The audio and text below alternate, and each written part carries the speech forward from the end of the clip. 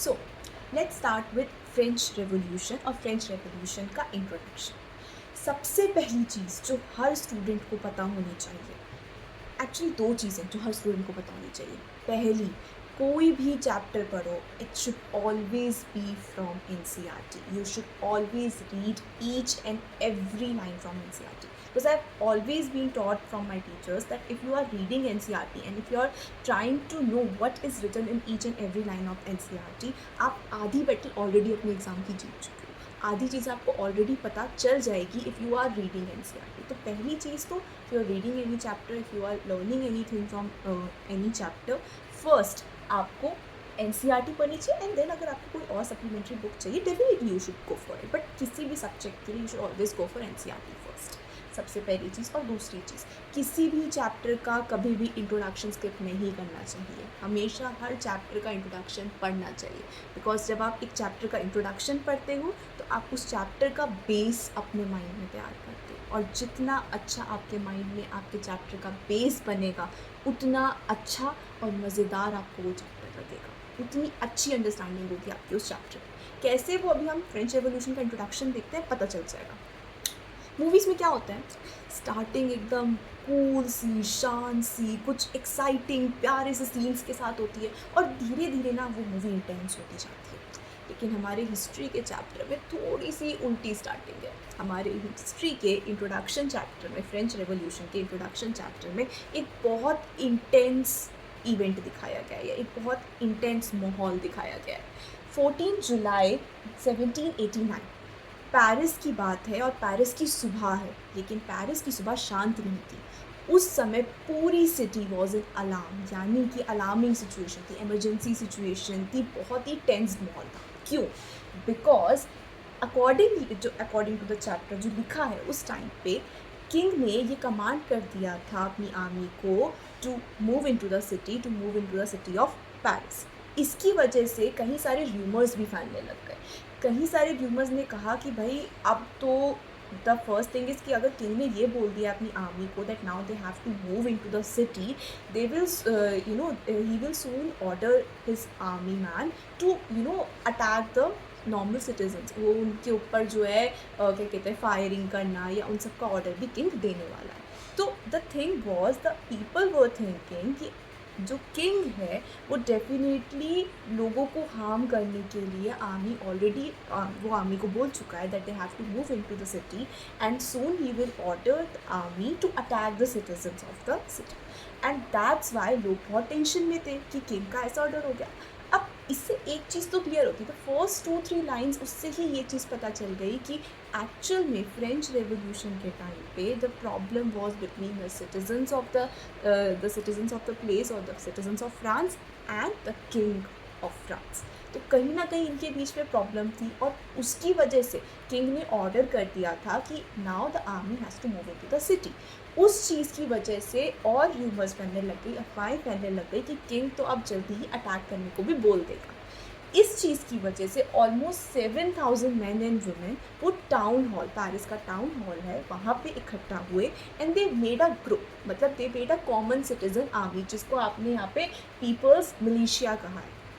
So people's militia was nothing but the army which was formed by common citizens. So these common citizens, these 7,000 men and women, they gathered and they formed an army, self-made army या common citizen army इन्होंने बनाई।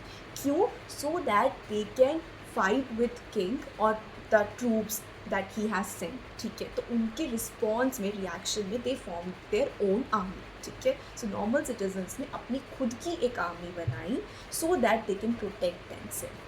After that they moved to Bastille। Now Bastille was a building, एक किला, जो मैं हिंदी में बोलूँ तो किला कहते हैं वैसे, लेकिन it was actually a building जिसको एक प्रिजन के तौर पे बनाया गया था, और वहाँ पे almost there was seven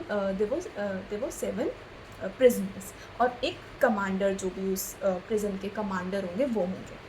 Bastille was really hated by all. Bastille को कोई भी पसंद नहीं करता था, और उसका रीज़न था कि बेस्टाइल जो है वो ये शो करता था that how powerful there king was.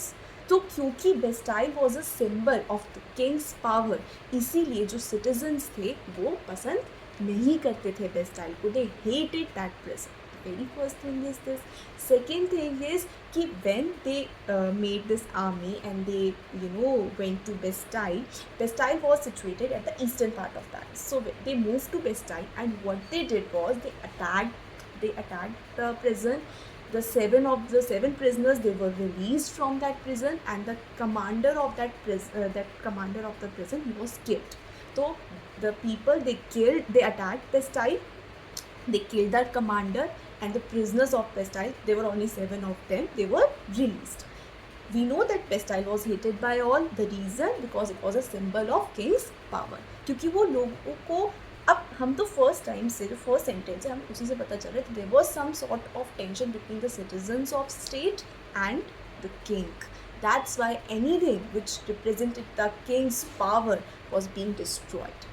Then why the citizens, they were attacking different buildings, different government buildings, was that they want some arms, some weapons, right? Because they formed their army, we just read. So they wanted some weapons so that which they can use against the army which the king has sent into the city. So for that they were attacking different government offices, and for the same reason they attacked Bastille as well, so that they can get some arms or weapons, so that they can fight against the troops.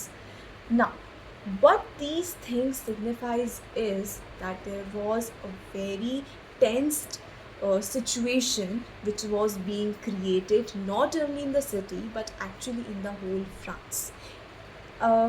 Actually क्या होता है जब आप बात करते हो French revolution की, और जब हिस्टोरियंस इस पूरे इवेंट के बारे में जब भी पढ़ते हैं, so it was not just एक सिंपल इवेंट था जो हो गया. एक्चुअली ये पेरिस में जो बेस्टाइल के साथ हुआ, या बेस्टाइल में जो अटैक हुआ था, जो लोगों ने आर्मी बनाई एंड दे अटैक बेस्टाइल और वहाँ पे कमांडर को मार दिया. इवन उस पूरी बिल्डिंग को डिमोलिश कर दिया गया था, और उसकी जो वो ब्रिक्स, जो पार्ट्स थे ना, उन्हें बेचा जा रहा था. That if any one wants कि उसको एज अ मेमोरी अपने पास सेव करके रखना है, कि see how we actually rent और how we actually destroyed the king's ego, या जो भी वो मानते हो कि भाई उन्होंने उस किंग की पावर का, जिसको शायद किंग का एक वो था कि भाई उसकी पावर के लिए ही वो प्रेजेंट माना जाता था, उस पावर को कैसे they demolished, right. So it was a sort of symbol of their triumph, और उनकी विक्ट्री का सिंबल था ओवर द किंग, बिकॉज उसकी सबसे पावरफुल जो एक सिंबल था उसको दे डिस्ट्रॉय. तो उसको एज अ मेमोरी अगर किसी को रखना हो तो उस बिल्डिंग के बेस्टाइल के जो पार्ट्स थे, जो ब्रिक्स थे, उनको भी बेचा गया. So you can already know that ये एक बहुत मेजर इवेंट था फ्रांस में होने वाला, और हिस्टोरियंस कहीं ना कहीं ये मानते हैं कि ये जो पेरिस में उस दिन जिस तरीके का ये सिचुएशन हुए, अटैक्स हुए, या बेस्टाइल में जो हुआ, जो बेस्टाइल का अटैक और डेमोल्यूशन था, ये एक बहुत मेजर इवेंट बना, जिसकी वजह से अल्टीमेटली फ्रेंच रेवोल्यूशन हुआ. फ्रेंच रेवोल्यूशन का एक सबसे बिगनिंग का इवेंट, जिसके एक्चुअली वजह से आगे क्या कहते हैं और इवेंट्स ऐसे हुए जिसकी वजह से अल्टीमेटली फ्रेंच रेवोल्यूशन हुआ, किंग को एग्जीक्यूट कर दिया गया. ये सारी चीज़ें जो हुई आगे फ्रेंच रेवोल्यूशन में, जो अभी हम पढ़ेंगे भी, एक्चुअली इसकी स्टार्टिंग कहीं ना कहीं हिस्टोरियंस मानते हैं कि इस पेरिस वाले इवेंट के वजह से हुई थी. और इसके बाद सिचुएशन वर्स्ट होती चली गई, बहुत सारे रियॉट्स यानी कि दंगे हुए वहाँ पे, बहुत प्रॉब्लम्स हुई, और हमने कहा अल्टीमेटली फ्रेंच रेवोल्यूशन हो गया. और हिस्टोरियंस ने इस इवेंट को एक मेजर कॉन्ट्रीब्यूशन माना, या एक मेजर स्टार्टिंग पॉइंट माना for that particular revolution. So what we read is कि 14 जुलाई 1789 में there was a very alarming situation in Paris. The king ordered the troops or the army कि अब आप जाओ and you have to enter the city. और ऐसे rumours फैल गए कि now king जो है वो अटैक करने को बोलेगा to his army. Because of that उसके प्रोटेस्ट में लोगों ने अपना सेल्फ आर्मी ग्रुप बनाया and they started to attack different government buildings, ताकि उन्हें